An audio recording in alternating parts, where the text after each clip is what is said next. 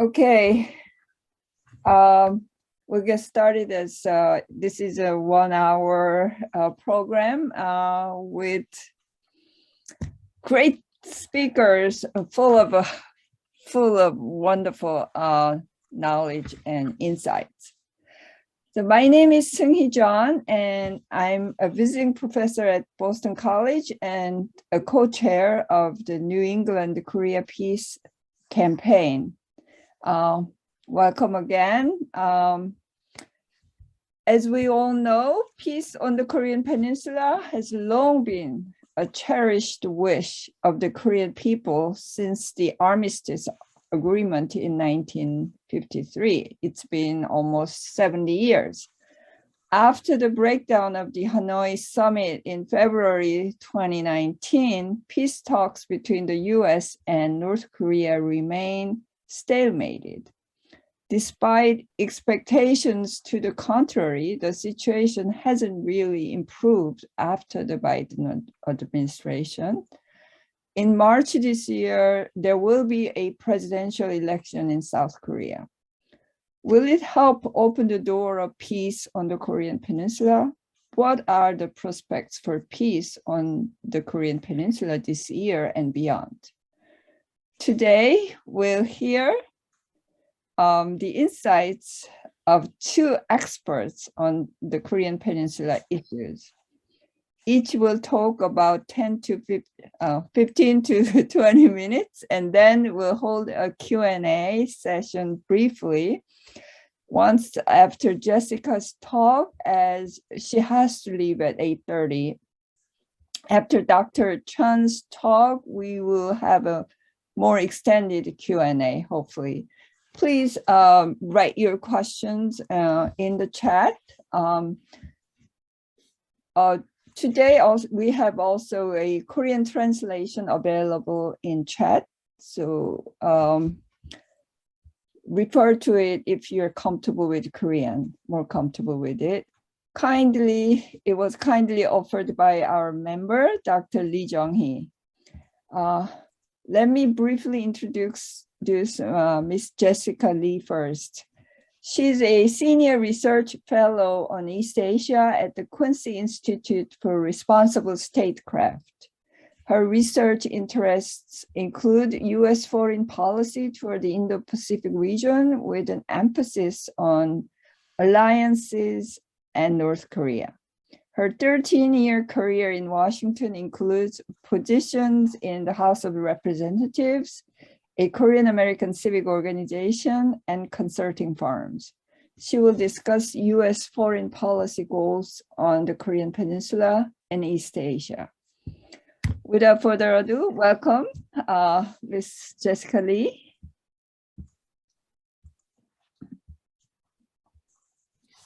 We're not hearing you.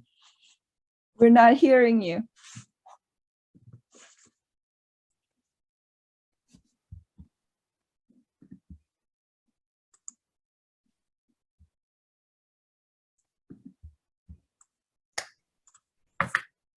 Can you hear me okay? Yes. Okay, I'm sorry about that. I almost had a heart attack. I thought, well, there goes my talk. You guys could have your evening back. I'm so grateful to be part of this wonderful program alongside Dr. Simone Chun, who is such a distinguished scholar in these issues. So thank you for including me in a panel with Dr. Chun. And she graciously allowed me to speak first, as I have another engagement in 30 minutes. So thank you for that as well. Okay, I saw some comments in the chat. I assume I'll just keep talking since, okay, great, you can hear me, great. So as was introduced, I did spend about 6 years in the House of Representatives, right out of graduate school. And I also worked as a community organizer for about 4 years during the time, of the Trump administration's, fire and fury period. And so it was very interesting to be able to work with Korean Americans throughout the country, during those 4 years, and also be, on the Hill for 6 years. And I bring these skills up because, through these experiences, I saw firsthand the importance of constituent engagement and grassroots movements in changing and shaping national policies. And I also sensed during those 10 years, the growing disillusionment that many Americans felt about foreign policy, establishment, and their connections to Washington, because they saw that many of the bad decisions that had happened in the past, such as invading Iraq after 9/11, the actors responsible for those decisions were not held accountable. So there was a growing sense of disconnect and disillusionment that many Americans felt.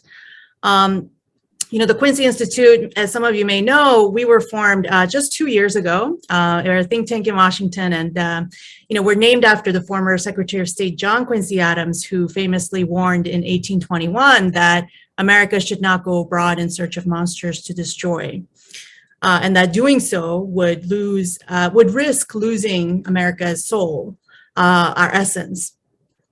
And 200 years later, as the US-China strategic competition is heating up and threatens to pull the two largest economies into conflict, I think John Quincy Adams' warning rings quite true and is worth thinking about. Last Thursday marked President Biden's first year in office. And on the Korean Peninsula issues, I think President Biden's efforts can be described as exhibiting rhetorical flexibility while maintaining all pressure. Rather than pursue, what he called relentless diplomacy at the UN last fall, his administration has not had a single meeting yet with North Koreans, as far as the public can tell.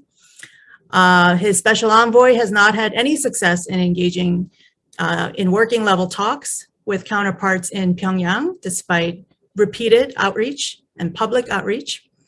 And many of the senior posts in the State Department are still vacant due to backlog of nominations from the US Senate.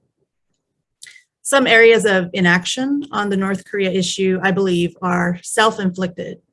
For example, President Biden has yet to name an American ambassador to South Korea. And his policies on China have, in practice, emphasized more on competition rather than cooperation, thwarting meaningful cooperation on a wide range of urgent issues such as climate change and pandemic relief. When the Biden administration announced bits and pieces of its North Korea policy last spring, many, including myself, expressed cautious optimism. Experts who supported diplomacy urged the administration to be flexible and open-minded whenever possible, as well as perhaps to employ some strategic empathy and acknowledge some of US's contributions to the current stalemate. I have argued that an agreement between US and North Korea involving gradual denuclearization and a peace process would reduce the threat of military confrontation and neutralize the underlying reasons for North Korea's insecurities and behavior. Whether it is realistic or not, I believe it's important to maintain the goal of denuclearization, given the possibly adverse response of Japan and South Korea to an open acceptance of North Korea's nuclear status. It would also do considerable damage to the counter-proliferation regime and intensify an already brewing arms race in Northeast Asia. Last month, the National Security Advisor, Jake Sullivan, stated that the United States is seeking what he called a step-by-step approach to denuclearization of the Korean Peninsula. This, I believe, is exactly the right approach. The problem right now is that both Washington and Pyongyang are unwilling to take the first step. The key will be for Washington and Pyongyang to embrace a fundamentally different relationship in order to advance modest goals that progressively get larger over time. Some Americans associated primarily with the military-industrial complex fear that an improved relationship between US and North Korea, perhaps through formally ending the Korean War, among other things, they just use a lot of threat inflation to dismiss ideas like that. And I think it's because in their mind, the threat of North Korea is sort of used as a justification for the high levels of defense spending and weapons deployment, similar to the threat inflation you see often when US government officials describe China and Russia's threats to the United States. They're almost at an existential level. Washington's massive defense budget hinges upon, in part, by having clear enemies and treating countries like China and North Korea, again, as existential threats, rather than countries that we can work with. President Biden has shown a desire for non-military solutions to international crises, as seen by his actions in ending the Afghanistan war. Critics of reconciliation between the United States and North Korea appear afraid that if peace broke out in Korea, US influence there will diminish. Yet I believe the reverse is likely true. Once the Korean War has formally ended, Washington could become a more significant power player by maintaining relations with both Koreas. Its alliance with South Korea will have been a success, with Seoul leading the effort to maintain peace on the peninsula rather than have to rely on Washington in perpetuity. North Korea has long wanted a more stable relationship with the United States, dating back to the 1990s and the collapse of the Soviet Union.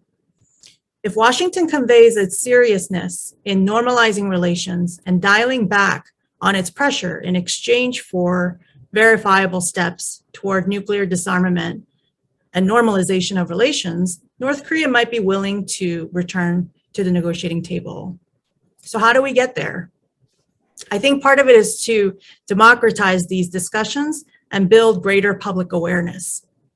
Young people are particularly underrepresented in these discussions, but they have much at stake. They are the demographic most skeptical of policies that reinforce US dominance and primacy everywhere. According to Eurasia Group Foundation's report from last September, Americans age 18 to 29 who grew up in the shadow of the 9/11 war on terror are less supportive, of military solutions for international challenges compared to older generations. It's also important for all of us to engage our members of Congress. As former Congressman Lee Hamilton explained in his book, Strengthening Congress, Congress has the capacity to force open debate on matters of war and peace, the federal budget, taxes, and oversees how taxpayer money is spent by federal agencies. So much of the fights the president takes on depends on what he considers winnable within the political context of the time. So getting members of Congress to show support for diplomacy with North Korea and a more realistic path could help create the necessary atmosphere and conditions for the Biden administration to be bolder in their approach. The US-North Korea relations and the negotiations surrounding it have created a lot of sense of feeling burnt on both sides. I think right now we need to be thinking about new vocabulary and new framework to really learn from the past, but also imagine a different future rather than repeating the same mistakes of the past. Otherwise, the diplomatic inertia that is so prevalent on this issue in particular will just all but guarantee more cycles of provocation and push the two countries closer and closer to conflict.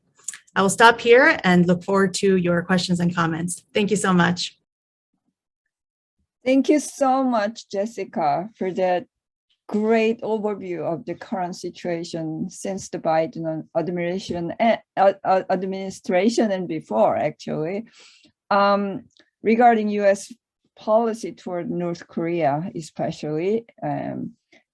Also, how military-industrial complex has vested interest in prolonging or aggravating the status quo, and how gradual trust-building process is essential, and that it can be done, and how there's still a lot of room to make things move forward toward building trust and peace, and what we can do about it. It was just fantastic.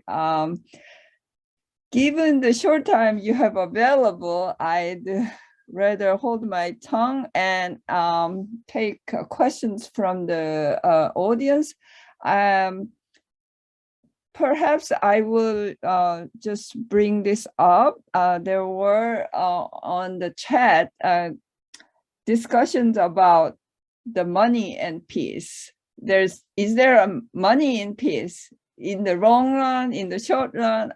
You know, how do we look at this? How should we look at this? Yeah, that's a great question. Thank you so much. In fact, one of my colleagues, Ben Freeman, has just joined the Quincy Institute, but his specialty is in understanding foreign influence in U.S. foreign policy making and the role of lobbying in shaping foreign policy as well. So he tracks a lot of data and analyzes how these things, affect U.S. decisions abroad. And one of the things that Ben and I are planning to write together is a piece that looks at these elements and how the military-industrial complex and the tremendous infrastructure they have and influence they have here in Washington, how that might affect issues related to the Korean Peninsula, and particularly, the ending the Korean War, which I believe is an essential component to real progress, rather than just two countries talking past each other, which is, pretty much what we've been seeing in the last, few decades. So I think it's really important that we understand the vested interests that are, at play here. There are, I think also there's another piece actually that's coming out in The Nation next month that another colleague of mine wrote that also looks at this very well-financed campaign that is underway by folks who oppose formally ending the Korean War. I wrote an article in Foreign Policy about this last October. This article by Eli Clifton will also kind of explain more, who these people are, what is their kind of financial interest in opposing peace, and why they do what they do and how they do it. And I think, my kind of personal take on all this is that there seems to be a lot of fear mongering, essentially, that, any kind of, formal end to the Korean War, even a declaration, ceasing all hostilities and expressing desire for, a different type of relationship and normalizing the political relationship there, is seen as tantamount to a unilateral kind of removal of US troops from South Korea. And these, two issues, while they are, they're related, they are not exactly that closely tied. Many things have to take place before US troops fully leave South Korea.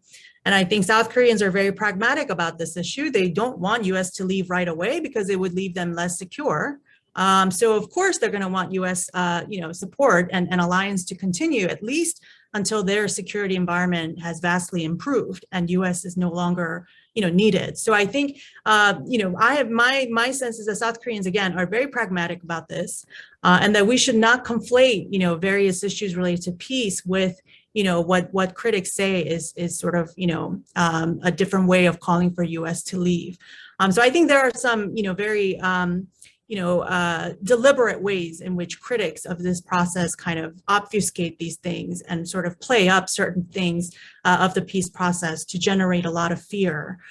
So I think what we need to do is have peace activists who can debunk that and speak intelligently about what we're talking about, and make sure that people understand that the peace process, just like denuclearization would take about 10 to 15 years to do, peace process is going to take a long time. It's not something you just do overnight, right?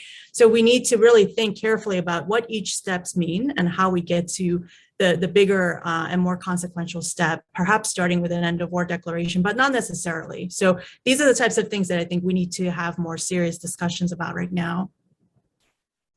Thank you. There are a couple of questions posted on the chat. One of which is, do you think the US government is handling North Korea in a positive, safe manner?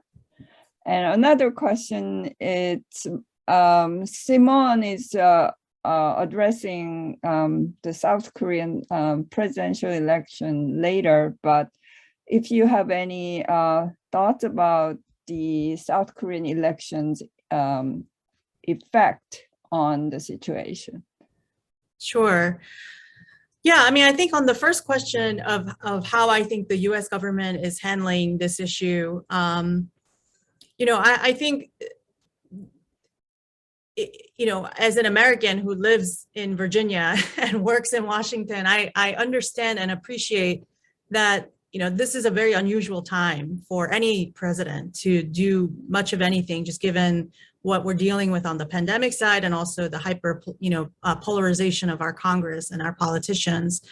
All that said, I am disappointed that the president didn't do something more bold early on, taking advantage of the very unprecedented diplomacy by President Trump. He had an opportunity, I think, to really continue that sort of unconventional approach, not just by, having these very high profile meetings that, ended up leaving a lot more questions unanswered than answered, but really, paving the way to break, as I said before, this diplomatic inertia that's so prevalent here, the sense of risk averseness, right? Like nobody wants to do anything because they don't want to be found to be wrong or be, pushing too hard. So everyone is very cautious. It's like this culture of ultra cautious sort of, attitude. And I think that really hurts us. Because, this is an issue that has been around. And unless we're able to break out of this mentality that everything has been tried and everything, nothing is going to stick. And we really, be more creative and bold, we are going to fulfill that prophecy by, really not doing anything. And so I do worry that that's kind of where we're headed. We have only finished the first year of the administration. So, certainly this year is another opportunity.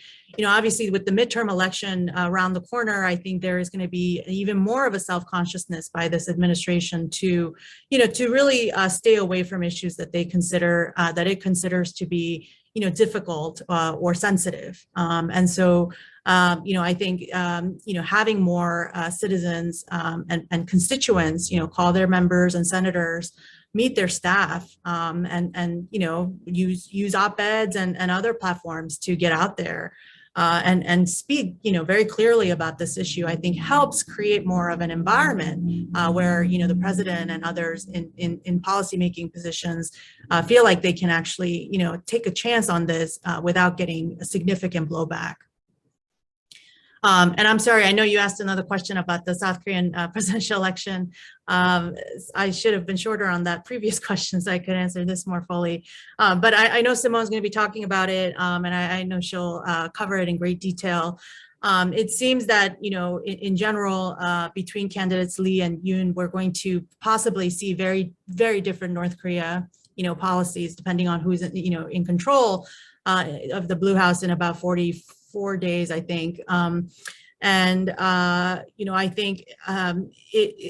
think one thing that is interesting to me is, the extent to which some folks in Washington tend to underestimate the influence that American politics has, on South Korea's, policymaking, and, on issue like North Korea in particular, where the U.S. has significant influence at the UN, and without its support, it's virtually impossible to lift UN Security Council resolution sanctions against North Korea.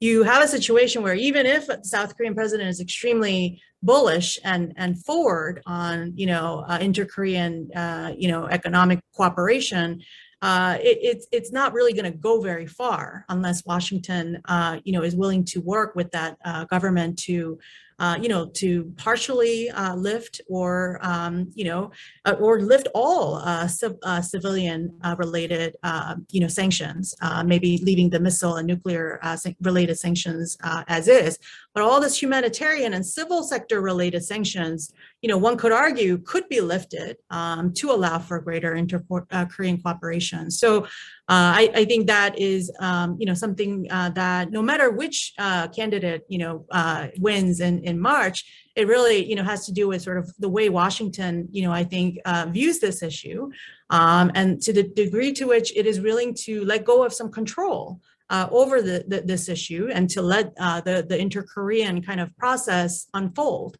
Because as long as we, insist on maximum control over this by not lifting anything, we're going to pretty much, see what happened under the Moon Jae-in administration, where despite, agreements and, some optimistic, signs that inter-Korean relations was thawing, ultimately, it did not go as far as I think some people had hoped.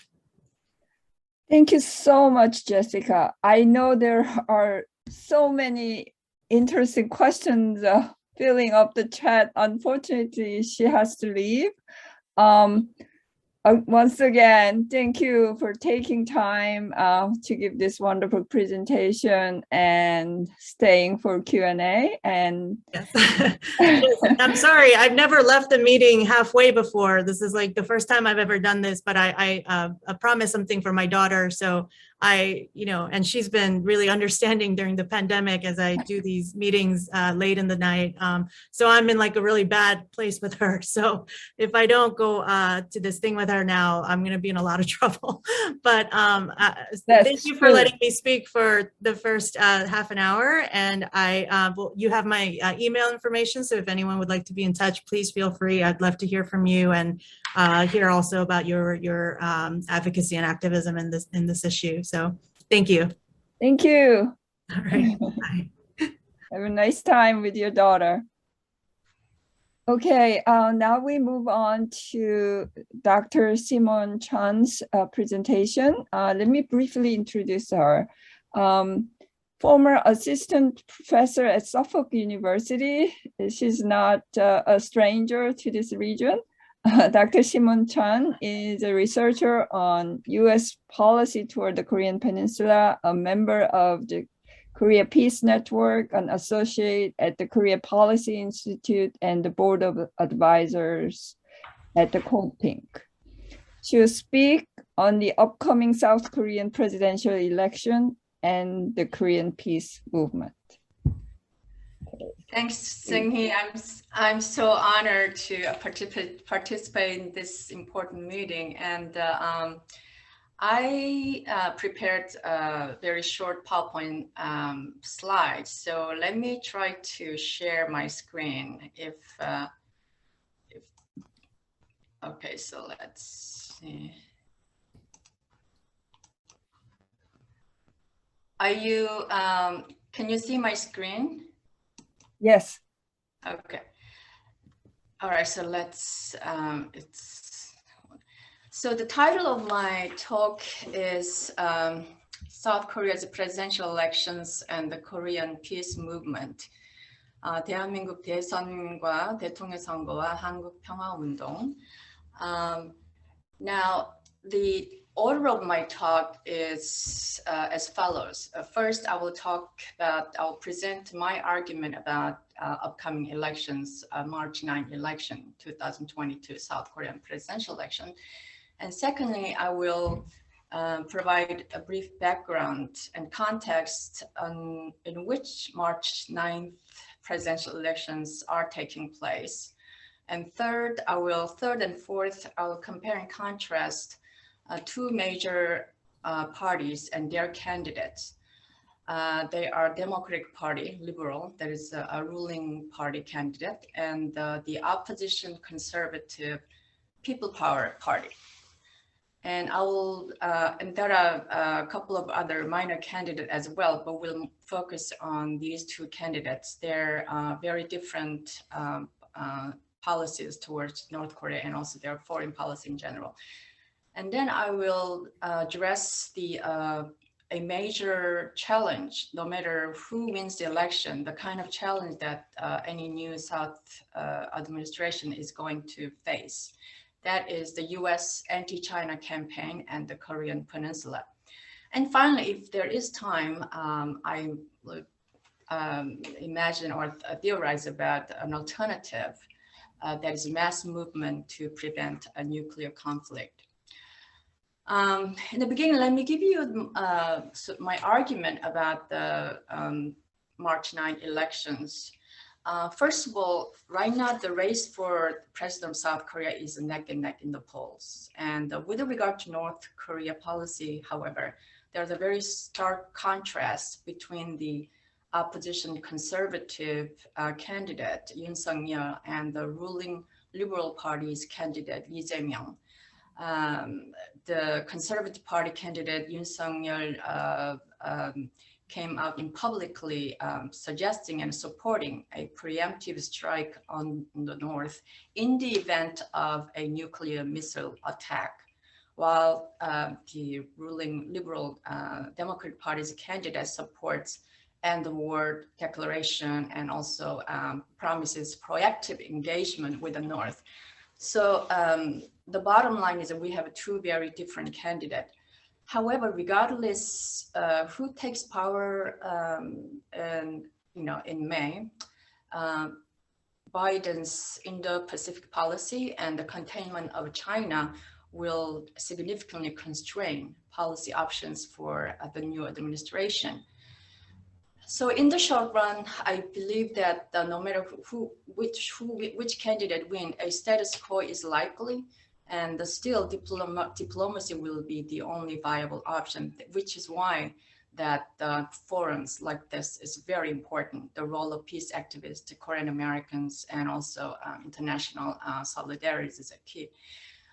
So my point, there are four major points. That is with regard to the conservative candidate, historically right-wing support was based on largely on North Korean threat. Now, so for instance, the North Korean threat had justification for the right-wing conservative regime in the past, and also they have conservative administration historically have obstructed engagement with the North. So conservative victory would raise inter-Korean tensions. Whereas the liberal parties, Lee Jae-myung's victory would create opportunities for peace.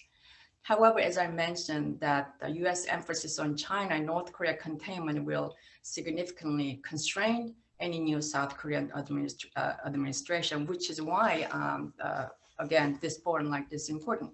Now, some might wonder, really, do South Korean elections matter? I think it matters right now, particularly because it's taking place when there's all the talks are stalled and very serious geopolitical situation. Let me look at what was the context in which the upcoming elections are taking place. It is a failure of Washington's North Korea strategy, which was based on maximum pressure and sanctions. In other words, Washington's idea that North Korea will eventually surrender or disarm. So keep more pressure and impose those sanctions. However, this strategy, even all those pretty conservative analysts believe that this strategy has pretty much failed, because North Korea, in spite of maximum pressure and sanctions, North Korea has advanced its nuclear capabilities. And the second, the context under which this upcoming March 9 presidential election taking place is that historic opportunity for the denuclearization of the Korean Peninsula and also peace did arose during under Trump administration. Now we all know that it didn't really fully it wasn't successful. However, I think it's very important to understand what led that historic initiative. I argue that this has to do with actually the candlelight revolution that brought Moon liberal administration, and also very ironically, the North Korea's completion of nuclear weapons that forced the Trump administration to start negotiating with the North. However, as we know now, the latest peace initiatives and denuclearization talks failed due principally mainly to Washington's intransigence. That is, Washington's still sticking to that denuclearization first and then peace follows. And this another factor that also led to the failure of Washington's North Korea strategy is that President Moon's administrations more or less subordinated the security policy and self-determination to the United States, what the some scholars refer to as the Korean tragedy. Now, and then another important context is that, for the last 3 years or so, Pyongyang has maintained self-imposed moratorium on ICBM and nuclear tests. Pyongyang have not tested, although just last week, the important meeting, Kim Jong-un said that they may start again. And so in a nutshell, the main argument is that US containment policy is the main roadblock to inter-Korean rapprochement, and which is why I think, again, as Jessica also pointed out earlier, it's very important that we look at the Americans' influence on the South Korean election. Now, let's look at then to who are the candidates now by elections. Those of you, I mean, it's still, I think it would be for Americans or any foreigners to understand full dynamics of what's going on in election. It will be very difficult, the names and so. So there are, these are 4 candidates, but there are 2 major candidates, as you can see, the one in the center, Lee Jae-myung and Yoon Suk-yeol. And so Lee Jae-myung is 더불어민주당, is Democratic Party, and Yoon Suk-yeol is the conservative opposition party. Now, here I included this slide, which some of you, I mean, Koreans will know what this slide shows. So on the left, you have Lee Jae-myung's his profile, and here you have Yoon Suk-yeol. You will see that Yoon Suk-yeol has. I mean, this is a little bit. I'm going to tangent, but to give you the sort of what else is going on in these elections, Yoon Suk-yeol, who, the candidate who had a very successful career, obviously, that he was a former prosecutor general who actually led the successful impeachment of Park Geun-hye, and then became the served as the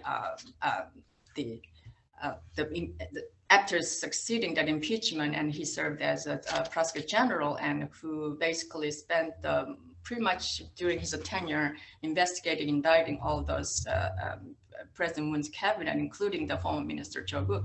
Now, so here's one of the things that are kind of strange, bizarre thing that's happening in this election is that Yoon Suk-yeol and his sort of personal the family, and for instance, he and his wife apparently is a kind of allegation that they were very interested in shamanism and etc. So this is a side note, but nevertheless, what else is going on in this election? And you see another slide here. So on the left slide here, Lee Jae-myung, and the other right side is slide shows that how the context, the background, and that led to the Yoon Suk-yeol's rise. Now, with regard to their policy towards North Korea and also their foreign policy, this is more sort of a standard comparison you get from the media. For instance, Lee Jae-myung will pursue more a pragmatic idea of foreign policy, that is pursuing national interest focused, and then seeking, instead of being a back seat, sitting in the back, and will take the driver's role between U.S. and North Korea, and also engage in balanced diplomacy in U.S.-China rivalry, and taking, with regard to Japan, Lee Jae-myung said that he was going to be, flexible, but at the same time seeking justice. Whereas Yoon Suk-yeol, he's taking classic sort of Cold War formula, that is enhancing U.S. ROK-US comprehensive strategic alliance and extended deterrence against North Korea, and seeking policies to open and reform North Korea, and sharing values and interests, and creating mutual trust with the Japan. Now, so that is more sort of the way media presents. So this is the way I'm going to give you more details, information about the two candidates. For instance, so Democratic Party candidate Lee Jae-myung came out as he said he will support reviving Kaesong Industrial Complex. Kaesong Industrial Complex was the Inter-Korean, a very successful Inter-Korean economic project that was shut down in 2016 in the aftermath from the Park Geun-hye conservative administrations in the aftermath of North testing of nuclear weapons. Now, and Lee Jae-myung also said that it's going to revive Kumgang tourism, on-Kumgang tourism and Inter-Korean Railway, and also support lifting sanctions on the North, and also won't take side, like refrains from taking sides between Washington and Beijing, and oppose joint three-way military alliance of ROK, US, and Japan, and supports, importantly, end of war declaration. Whereas Yoon Suk-yeol says is pretty much following the containment policy. And he also, as I pointed out in the beginning, supports preemptive strike against the North. And he also favors deploying US nukes in the South, which actually this statement, actually later he retracted. It got a lot of criticism.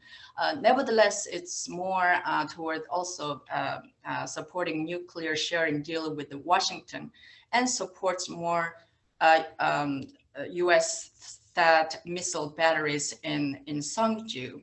Now, and also oppose end of war declaration. So as you can see clearly, these are two very different approaches toward North Korea and also to ROK's policy relationship with the United States. Now, this is a poster. Those who you don't read Korean might be wondering what it is. This is basically Lee Jae-myung, candidate Lee Jae-myung is saying that how he embraces, he supports end of war declaration. He thinks it's going to be transformative. It will transformative inter-Korean relations. It's going to bring progress. And also to mention that he also said that, stresses importance of the denuclearization of the Korean Peninsula and creating peace regime. And he also argued that if the end of war declaration will, eliminate some of those Korean Peninsula risks. So that it's going to facilitate inter-Korean cooperation. And most importantly, he says that the end of war declaration is just the beginning. And then if that is the beginning, and then the end result will lead to complete the denuclearization of the Korean Peninsula, and also the creating peace regime. Whereas, as I mentioned earlier, Yoon Suk-yeol he's supporting preemptive strike to stop North Korean attack, and in fact, he said that the other day he said that it's not going to be just show. He really meant that very serious. So here's a candidate who's going to be. It's quite alarming that any Korean public. In fact, as far as I see, he's one of the very first presidential candidate who uttered the words preemptive strike. So I think this is why I think we have to really pay attention to. So some of those people who's very critical, alarmed by Yoon Suk-yeol's campaign messages, this is sort of very critical of what his campaign messages is basically these joint peace pledges, and so I think that it's really raising alarm. Now, with regard to some of you might be wondering who's going to win. So as I said, it's neck and neck. But if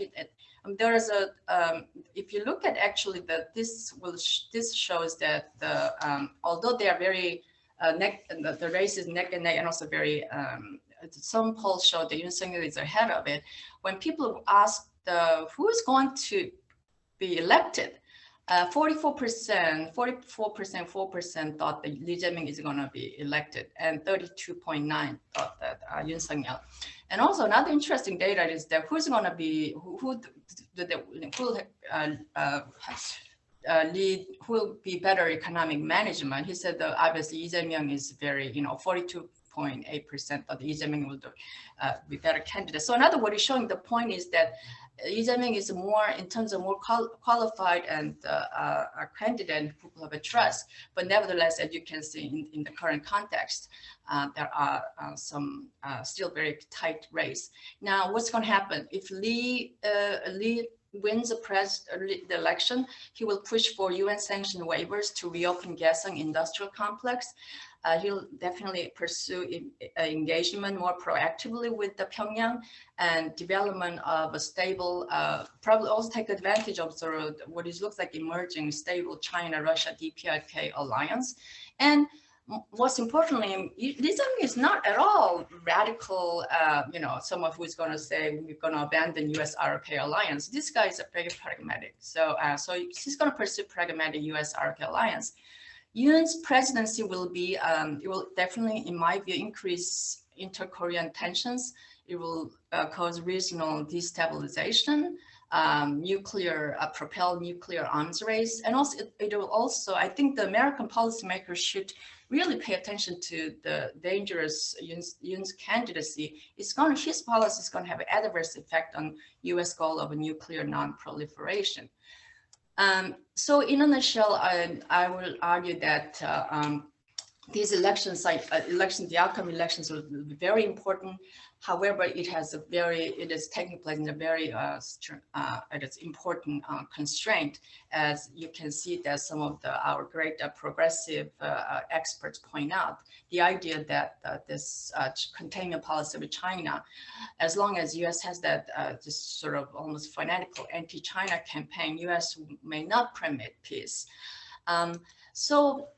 So what we have here is that whichever candidate win the election, we're going to continue to see escalating China-U.S. strategic rivalry, intensifying U.S. military posture in South Korea, and increased North Korean nuclear and missile capabilities continue still causing increased tensions, and also the dangerous arms race and the increased tension. Now, I am looking at my time, so probably I am a little bit away, even 5 minutes over my time. So what I'm going to do is I will skip some of my slides, and later probably I can come back. Now, the alternative, what I find is that for these reasons, I think we really need international, especially U.S.-Korean popular solidarity for peace. We want to. The current situation, in my view, looks very similar to Europe in 1980s, where United States and Soviet Union could really fight a limited nuclear war. And we need to stop that. We need to stop that. If we don't have a visible peace movement and a forum like this, I see that there's danger of any limited war. And also, I think in the big picture, the United States, the Biden administration should pledge North First Strike pledge. And so together, we should work toward eventually the bigger goals: a nuclear-free Korean Peninsula, demilitarization of the economy, and Korean reunification, so that millions of separated families can reunite, and also pursue Northeast Asian regional autonomy free from those powerful states' influence. And let me skip a few slides. And so I think this is the picture you see is that our peace rally that we had in Seoul. There's me, it looks like. And finally, let me end my slide. Conclusion, threefold. Liberal administration, Lee administration will create opportunities for engagement, while a conservative Yoon administration will raise tensions.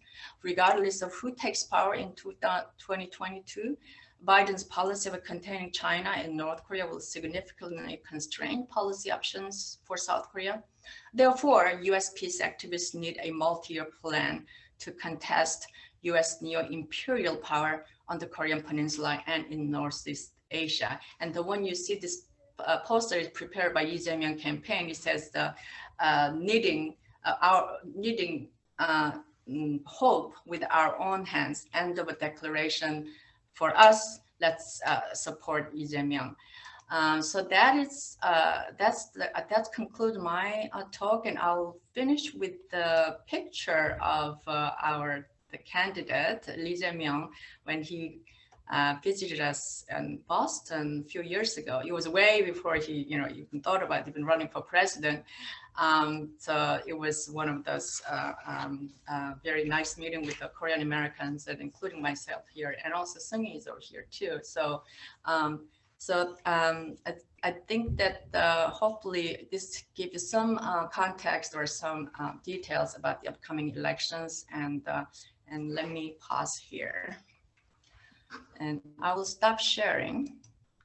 Okay, thank you so much, Simone, for sharing such a comprehensive and in-depth knowledge about the prospects for Korea peace in relation to the upcoming presidential election in South Korea, as well as the US foreign policy about Korea and East Asian region. There were a lot of questions posed on chat, and probably with our limited time, I will just try to summarize and give you a few questions you could answer as you want. There were a couple of questions regarding China factor. Is China helpful? Is China involving China actually spoiling the process? There's one question like that was discussed a little bit. I also, in relation, actually have a question about Japan's role. Japan so far has been very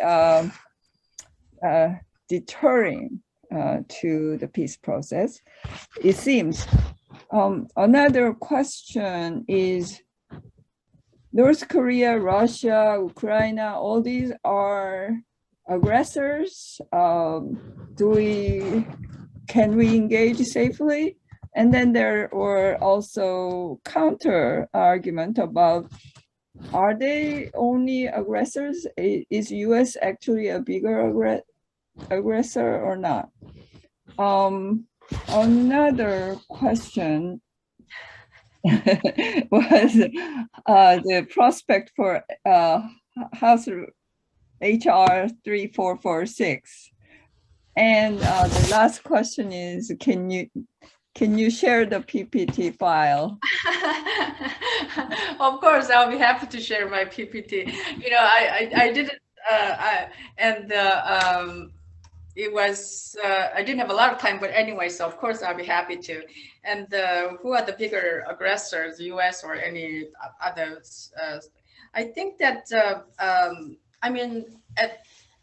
looking at not so much aggressor itself has negative connotation. I would say that great powers, superpowers, for to have the logic is to have exert their power. So how that being said, the United States has been definitely had very not always the positive influence in the Korean Peninsula, and especially even with the most recent experience, there was a great opportunities under Trump administration. Even while all those talks were going on, it turned out that the United States, at the end, United States didn't really fundamentally change its containment policy, isolating North Korea and also pressuring South Korea. So I think that the United States definitely has been considered, aggressor in the Northeast Asia. And I think, as Jessica Lee pointed out, that this is time we also have a great opportunity.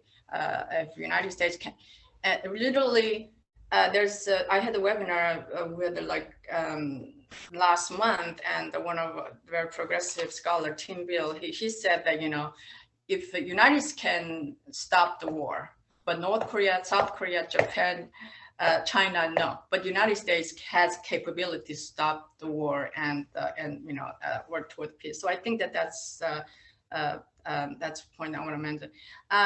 North Korea, Russia, China engagement. Probably I missed the question. Maybe I will skip that one. Go to Japan's role and China's role. Japan's role is important, but I think Japan has become a very far right government has been becoming emerging more militaristic, and also, as you know, Japan has the really building the second largest navy, and has also becoming a major, more militarily threatening player. And Japan has not been quite productive in the inter-Korean relations, and also the overall prospect and the Korean peace in Korean Peninsula. So I think Japan's role is important, but Japan has always been sort of subordinate to U.S. Northeast Asia policy. So I think Japan has not. It's not really. I mean, it's like Germany, the way that Germany played in creating the European peace. So there will be my response. And about the China's involvement, of course, United States, even the Biden administration said, China should do something. It was always the U.S. said, China should do something and pressure North Korea to denuclearize all that. But I think at this point, the likelihood of China's cooperating with doing the way the United States one is, I think it's less, because United States clearly very anti-China policy. So I think the likelihood of China is cooperating with the United States with denuclearization of North Korea is probably less than before. I'm not sure if I addressed all the questions, but I think that's kind of a gist of it. Thank you so much. We're about time to wrap up. There were so many more interesting questions. What the UN's role is like at this point? Is there any role UN is playing? How about the Vietnam model? Things like that. Food for thought. Let me actually, can I just quick comment about UN's role? Sure, I think the UN's role, I think there is actually very interesting, because in the United Nations, some scholars argue that maybe as a U.S. anti-China campaign is getting more stronger, China, actually Russia alliance, and those who are sort of trying to counter United States may be become more stronger. So, which may lead to even working on lifting those U.S.-led sanctions on North Korea. And as you can see, last week, the United States, Russia, and China actually opposed the U.S. initiative and imposing additional sanction on North Korea. And so I think UN's role is important, and which will be very interesting to see. But nevertheless, the important point is that United States, United States has a veto power. So any country, even security, any country that United States has a veto on most of initiatives, so it's very difficult to proceed. Okay, let me stop there. Well, thank you so much once again for Simone, and to also Jessica, for sharing your great knowledge and insights. And thank you, audiences, for sharing your enthusiastic interest in peace on the Korean Peninsula and staying late in the evening. I'll follow up with video recording and PPT file. And is there any announcements to make, Cole? Well, you better announce the next meeting of the New England Korea Peace Campaign for those who would like to join. And I have to look it up. It's Saturday, February 5th at 11 a.m. And so please contact Sunhee or one of our organizers, and we will connect you with that group if you would like to work for peace on the Korean Peninsula with us. Okay, thank you. Thank you for making the announcement. Thank you all. Have a nice evening. Bye.